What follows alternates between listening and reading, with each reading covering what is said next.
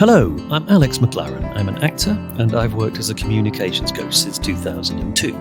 Now so much business is being conducted remotely, the ways in which we talk, present, build relationships and connect is changing. In this podcast, I want to explore all those issues and prove to you that no matter who you are, you can talk to anyone.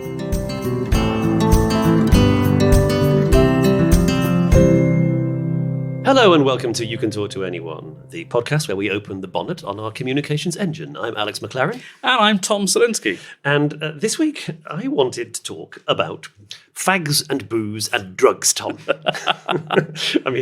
Okay, so first of all of this stuff is really contextually dependent on a whole load of complicated things and not necessarily totally universal, but we are sitting here, you and I, in central London, and we're both British. And so all of these have been questions with meanings all our life for the way we socialise and connect with others. So let's start by fessing up. I am going to list all of the mood alterants that I have tried, Tom. Okay. And even to do so, I'm kind of conscious that some people will be thinking, are you out of your mind? This is not something you should do in public. Some people will be thinking, oh, this all sounds rather tame and timid. So I grew up in a household where, on Sundays, my parents would pour us a little bit of wine and top it up with water when we were teenagers at Sunday lunch. Okay, so I like. It's a part of my life is to drink alcohol. I do sound a little bit like that. Who was that awful judge in America who said, I like beer when he was at his hearing? Kavanaugh, yeah. Okay. And that has always been part of the conversational culture of my family life and ever since. We were also, because we were a Catholic family, my parents would give up booze during Lent, and I have occasionally, and I do that sometimes, not for religious reasons, I sometimes just have time off, all kind of mood alterants. So that has always been part of it. I smoked cigarettes for a while. Was I smoking cigarettes when we met? Rollies. Yeah, okay. So now that began because I was in a play, and I was suddenly required to do so in character, would you believe? That was when I was about 19, 20. So I'd left home. I think it would not have been okay to smoke at home. There were no smokers in my family. I don't know about yours. But occasionally when I was very young, I think my father would occasionally smoke a pipe in the manner of bearded 70s folk musicians, yes. Which for a while he was. But also his family, his mother and his sister, actually, when he was a teenager, both died of throat-related cancers. And his mother was a very heavy smoker. So I think in the 60s, I don't know how closely we had drawn the connection, but I think we would certainly have said that his sister was probably, it was a passive smoking experience, I think, probably that led her to being so sick. So I think that led to not a heavy kind of moral sort of pressure about smoking, but I think it was kind of in the air. So maybe that stopped me. I wouldn't have investigated it. But then when I was in a play, I was so committed to being an artist. Give me the thing that will kill me, and I'll take it. So that went on for about sort of 15 years. How did you stop? Okay, I was trying to get fit. I was in a show. I was doing Shakespeare, and I was trying to get in shape for it. And I was going to the swimming pool near my flat. And what I would do is I'd get up in the morning and I would roll a Golden Virginia and I would smoke it on the way to the pool. And then I would try and get fit. And then I would leave the pool and I'd roll a Golden Virginia and smoke it sitting outside the coffee shop at Marylebone Station. And I remember during the second of these two cigarettes feeling incredibly woozy and dazed and like I was actually going to faint. So I had I thought, no, this is just not good for me. I should probably stop anyway. But that was the thing that tipped me over. And I remember discussing this with my older brother about a week later. And he said, oh, had you had any breakfast? And I realised I hadn't. He said, yeah, you probably had quite low blood sugar. So I'd given up cigarettes for no good reason, and I still regret it. But I suppose there's always been this aspect, and for most smokers in an era of data about the dangers, you're always basically balancing the sort of the insanity of it with whatever the addiction or the habit or the pleasure of it is going to be on the other hand. So that's me with booze and fags. Drugs, I have tried to get stoned repeatedly, and it's never quite caught or worked. And I don't know in fact, I don't really know enough about about how marijuana and what do they call it? What's the medical term? Because it's a big thing in America CBD? and elsewhere. Yes, cannabinoids. I don't really know enough about the action of them to understand quite why that was the case for me in a way that it doesn't seem to have been for other people. There's a hilarious bit in the movie Go where our teenage or early 20s heroine is desperately trying to raise money, and the drug deal which she set up has gone wrong. So she's now at this party passing off, I think, a paracetamol as speed or something, and she's encouraging people. They're really good if you take them with a lot of pot, like a lot of pot. Wonderful.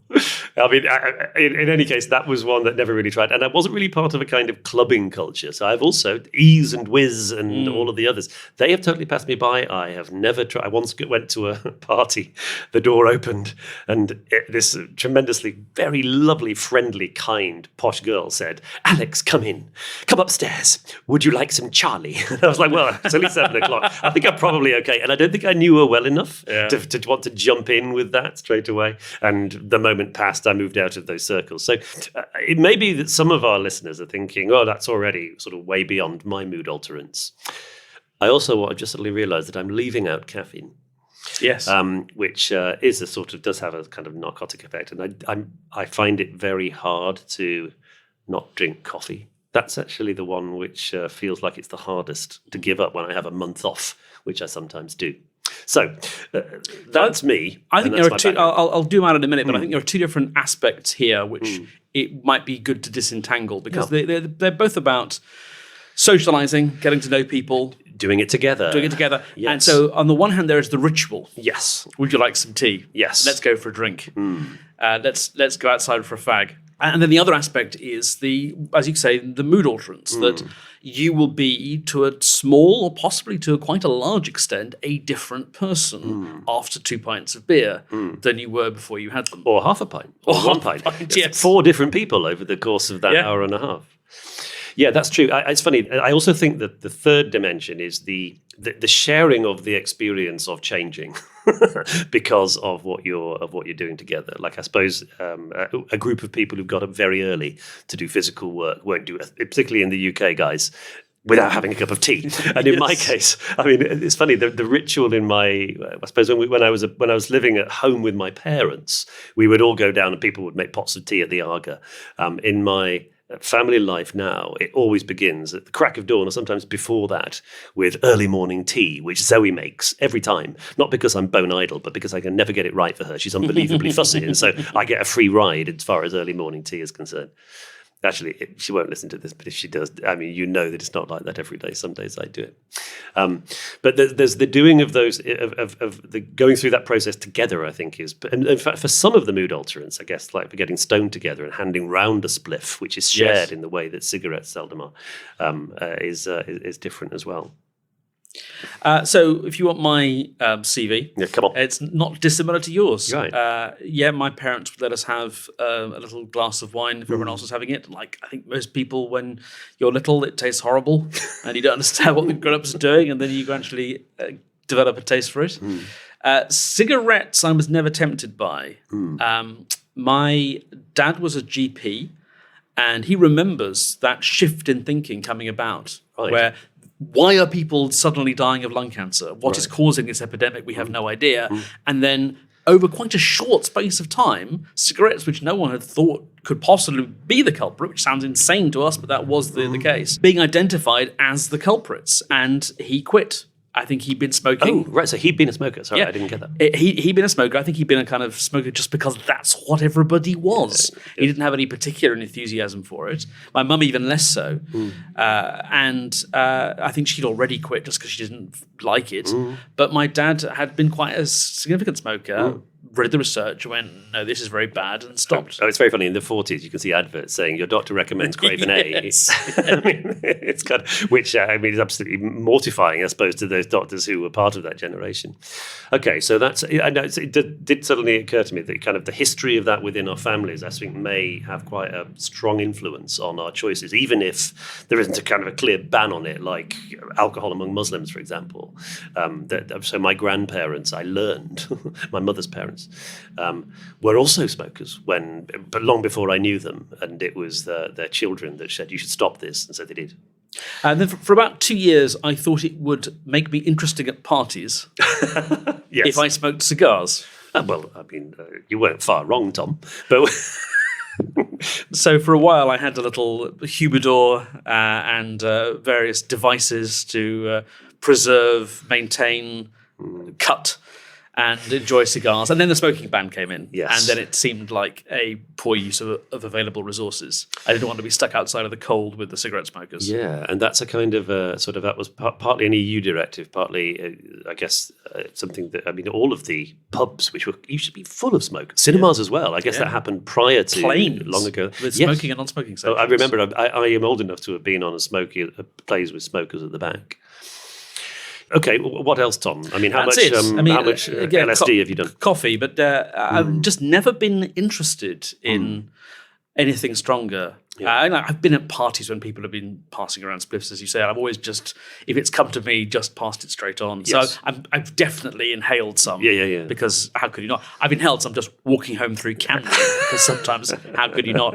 But I've never sorted out, and like you, it's never had a particular effect on me. And I've just never been interested in that as an experience. However, in what might be regarded as hypocritical, but I can defend, I am an ardent proponent of legalization or decriminalization. I always am slightly confused about what the difference is, but as far as I can tell, all of the dangers and all of the evils of drug use are to do with it being illegal. Absolutely.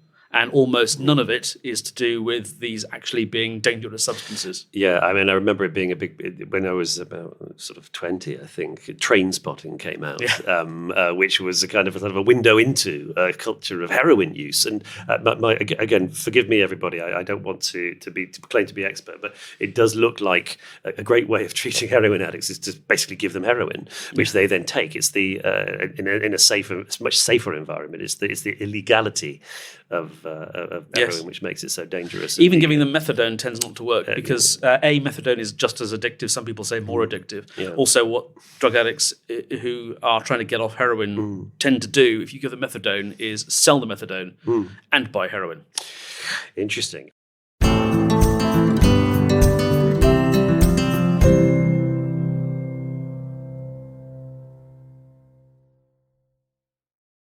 So we're already actually into kind of sort of a core part of why this is interesting to me as far as talking to other people, which is that we're in a conversation now in which potentially we could be taking quite strong positions one way or another way about the advisability or not of experimenting with mood alterants.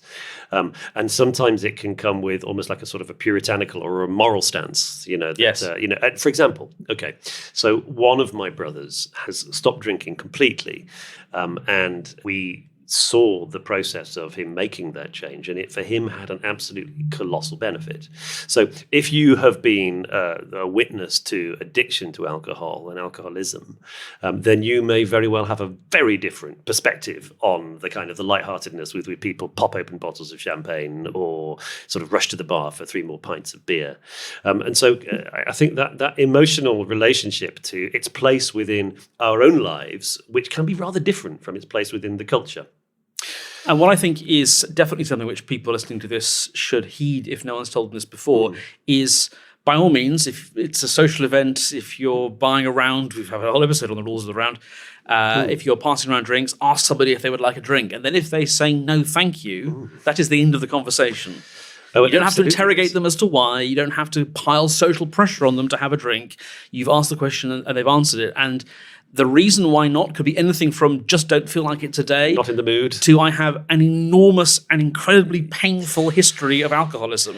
And just being here, watching all of you drinking is a a strain for me, and I would really prefer not to discuss it because we don't know each other terribly well. Absolutely. And even if you do know people well, you don't necessarily have a right to that, what might be an extremely personal and painful story. So they're under no pressure to justify their choices as far as their relationship with what are generally agreed, socially acceptable or legal mood alterants. On the other hand, I do think I recall us discussing in a past episode in a situation, let's say, where you are going to someone else's place of work for a meeting and they show you in and they say, would you like something to drink? The only appropriate answer is yes. Well, exactly. And the point is, even if you leave a full glass on the table when you leave, people aren't going to hold it against you. You just didn't get around to drinking it. There's a million reasons why you might do that. Water, tea, coffee. All of those things say juice. yes to. Yeah. Because, I remember once there was a distant relation of my dad. And she was an interesting woman. She was socially very kind of sort of skilled. And she used to run events. This was in her 60s, and so she would be kind of like a hostess with the mostess. And whenever anybody offered her a glass of wine, she would always say yes. And she'd already scoped which plant pots to pour it into, so that she could get rid of it, so that she could have a glass to say yes to people with. And so many of those plants are now alcoholics. It's really a tragedy. People don't think about the consequences. Well, you can see them wilting and falling apart. There's a great scene in Tintin Flight 714 when that's how Captain Haddock disposes of his Sani Cola, and he kills the plant he pours it on. I suppose there are varied positions in different cultures. This is the point. British people are so obsessed with tea. I'm watching Ted Lasso at the moment, and Ted Lasso is an American soccer coach, and he can't understand why anybody wants to drink this revolting drink. But there's a lot of light-hearted comedy about him saying yes, or sometimes absolutely not, coffee or nothing. So the meeting of those two different habitual relationships can be sometimes where there's some scratchiness. They don't have electric kettles in American kitchens. Is this true? Yeah. And the reason is they don't make tea. Fools. I think I've seen sort of miniature kettles in American. I don't think I've ever stayed in an American domestic house. If they want to boil water, they put a tea kettle on the stove. Right. And yes, okay, and it whistles. Yeah, that makes sense. Well done, Americans. A bit more of that, please. I think I'm very aware as well of the sort of the meeting of different dimensions of British culture when there are, for example, religious bans on alcohol, for example. So I've got a friend who was raised Muslim and now isn't a practicing Muslim, and he likes to go to the pub, so that's quite an interesting shift, that it goes that way around. I think in my experience, which is somewhat less Muslim than Nav's, the journey is from drinker to non-drinker rather than the other way around. So that's quite an interesting shift. But it's very much a kind of it's treated like a social lubricant in a way. It can relax people initially, I'd say. And so I think that's why when we meet up and we're feeling kind of tired or stressed, people will often reach to alcohol as a means of calming them down and maybe making them be a bit less tense and inhibited even. It can enable people to make friends with each other more and have more fun. Incidentally, I'm very interested in your alternative perspectives on this, of course, because I'm speaking from the inside. Yeah, and that's the aspect of drinking that I've never really got. I like the taste of some alcoholic drinks, particularly wines. I'm very happy to, on a lovely summer's day like this, have a gin and tonic or a Pimm's. What could be nicer? Yeah. But going out with friends in order to drink, yes, the purpose of the event being, yes, to catch up, but also to get drunk, has never appealed to me. No. And I don't find drunkenness to be a pleasant experience. I do tend to try and stop drinking before I get drunk. Yes, and what I think we also know is, quite apart from the experience of being drunk, the experience of having drunks on your hands is extremely arduous and strenuous. I've been told, although I've not really seen it enough, is that being around somebody who's high on cocaine is even more abysmal than being around someone who's drunk. Yes. So I'm just very aware that when it is important, as you say, to allow people to make different choices under those circumstances, but that I think is maybe at the heart of this, sometimes the resentment that people who would quite like to have this adventure to be around people who they can then come across as a killjoy, which of course is the last thing that they want to do. And of course, one of the things that we talk to people a lot about is confidence and getting over stage fright or the more generalized kind of fear of an audience. People who have to give presentations, and especially if it's a big occasion, they have to give a speech at a conference. And it's very common to hear people talking about a bit of Dutch courage. Well, interestingly, my parents both worked in orchestral music. You would not believe quite how drunk an orchestra, a philharmonic orchestra has often had, well, it's certainly in the old days, this may have changed, but when I was a kid, when I was meeting my sort of friends of my parents who were orchestral musicians, particularly my mother would never dream of doing this. I think my father in his early days might have done. But they were sort of now picturing Oliver Reed manhandling a bassoon. That is what it is like. It's an incredibly male culture and a very drunk culture. People will be drunk before they get to the performance, and then they'd have 2 pints in the interval. And actually, this is particularly relevant for high-stakes, high-stress situations. Orchestral music is one of the fields in which the soloists often develop incredibly stressed relationships to their work, and they take beta blockers, Tom. And it's extremely widespread in the world of classical music that if you are playing Mozart's violin concerto tonight, that the pressure can really get to you, and beta blockers are sometimes considered to be a solution by people in those circumstances. Oh, and of course also quite a risky solution because it doesn't necessarily, it creates problems as well as solves them. Yeah, and I'm of the opinion that anything which will dull your reflexes, which will slow your mental processes down, anything like that is ultimately going to do you a disservice, even if at the moment that you take it, you feel, oh, this is so much better. Just what I need, exactly. It's funny, I was thinking about cigarettes right now, and this is interesting because I think one of the mood alterants that cigarettes provided for me was the feeling of being in a secret, slightly disreputable gang. I mean, there've been times when I remember once I was doing a temping job, and there was a friend of mine. The work was so boring, we would constantly be making eye contact across the room. Like, come on, let's go and have and go outside, just simply to as a place to escape. And it was kind of an excuse. I think sometimes cigarettes in the culture often look like, oh, this is what Humphrey Bogart does. Yeah. It's also a high status way to touch your own face. Yes, and so you feel like you're in a culture, a precedent culture of people. And it's sort of generally soothing, isn't it? You know, anyone with an oral fixation is going to find that even if there is no noticeable mood altering that takes place, just being able to take this tube and, as you say, bring it to your lips in a cool fashion is going to be sort of reassuring. This is what I do when I'm chilling out, so I'm now chilling out. Of course, it's like wearing too tight shoes simply so that you can take them off. I mean, you've created this sort of quite mild need. I have to say, I didn't find it particularly difficult to stop. So those of you who are thinking, oh, this is so enjoyably self-destructive, but I actually don't want to kill myself with it.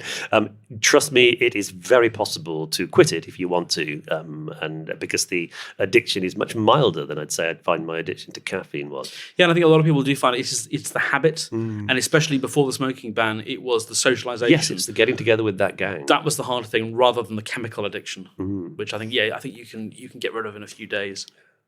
It's interesting. I say, having never been addicted myself. Well, I don't know. I'm trying to think. You may be the last person that ever gave me a cigar, Tom. Maybe you're stag night. I would say that this is the one reason why this is interesting. I'm conscious that my world now is much more varied than it was when I was 17 and first beginning to, I could legally buy cigarettes or when I wanted to, or go to a pub and buy alcohol. And it means that there are people who've got very varied relationships to these once upon a time perfectly thoughtless, normal parts of British life.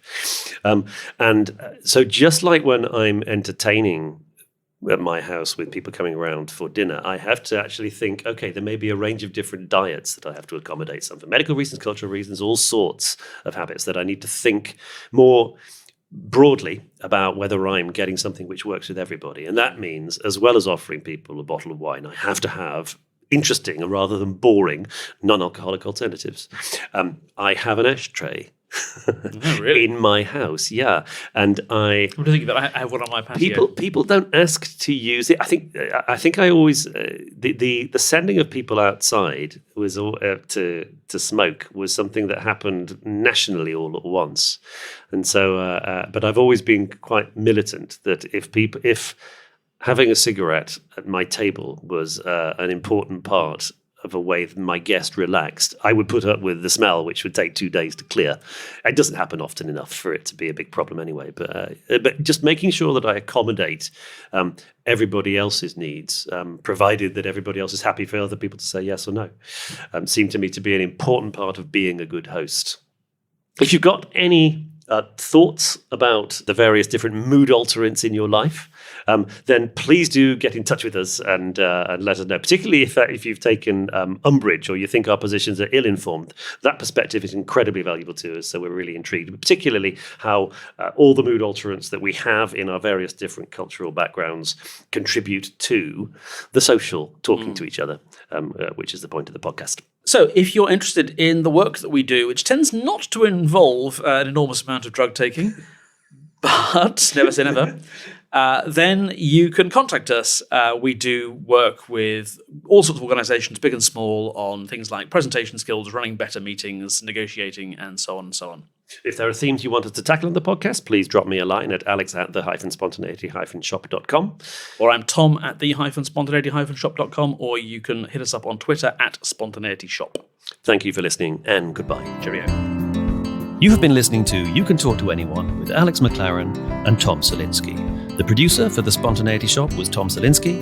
You Can Talk to Anyone is distributed exclusively by Acast.